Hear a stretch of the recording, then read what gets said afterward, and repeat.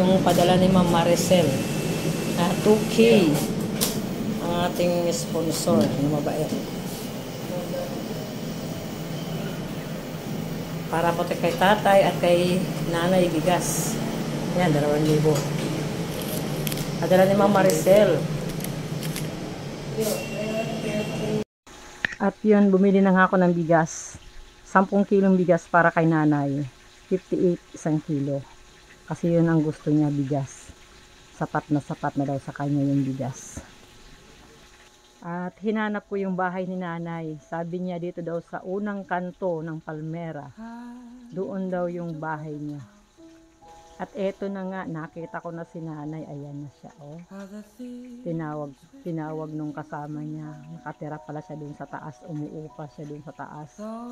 Dito sa lumang bahay. Sabi ko, meron akong dala para sa'yo. Galing kay Ma'am Maricel na bigas. Kaya pinalabas ko muna siya. Doon siya sa taas nakatira. 10 kilo yan, te. Bigay ni Ma'am, ano yan, bigay sa'yo ni Ma'am Maricel. Matagal mong gagamitin yan. Saka alam mo, magandang klaseng bigas yan. 58 isang kilo niyan. Oo. Maingat ako kahit na pagpakain ko sa mga alaga ko, yung mga sobra-sobra na kalat-kalat na ina. Alam mo ba yung binigay mo? Ilan yung binigay? Oo. Ilang kilo yun? Isa lang? 1 kilo lang naman binigay ko sa iyo. Alam mo? Oo. Kailan yun? Wamput na yun. Sinasahin ko yun. Magandang kasing bigas, masigas. At yung sukli, binigay ko na rin kay nanay. Sabi ko, ikaw nang bahala, bumili ko anong gusto mo. Binigay ko yung sukli sa kanya na 450. Hindi, ako mamimili ito. Ano bibilin mo? Ano? Birch Street. Kape, stick. Asukal. O, black lang. Importante yata. Wala na. Pasalamat tayo kay si Ma'am Maricel ang nagbigay niya. Sino ito Maricel? Ma'am Maricel, nasa Dubai siya. Uy, nakita ako. Taga Dubai. Thank you. Ma'am Maricel, salamat. Tagal. Binigyan mo ako kasi talagang, ano talaga ako Ma'am Maricel, wala akong kamag-anak dito, mag-isa-isa ko lang. Pilipino yan? Oo.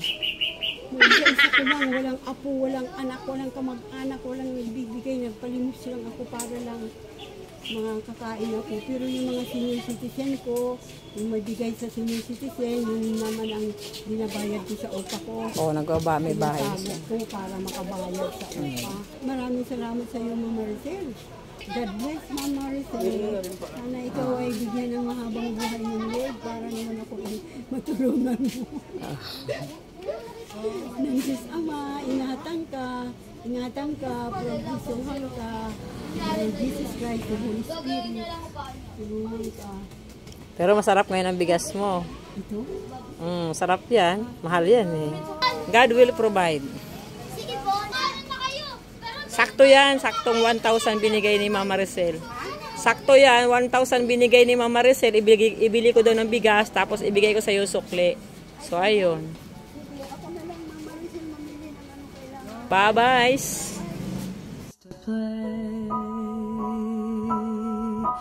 At eto, nakita ko na din si tatay na nagtitinda ng lobo.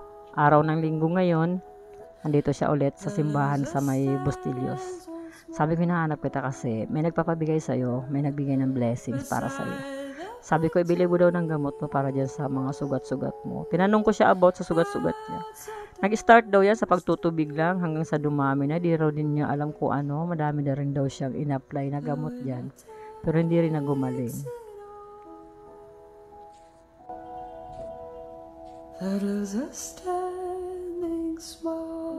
May nagpapabigay sa'yo.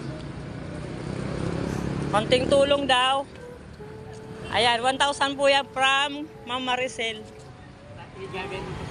Di, okay lang.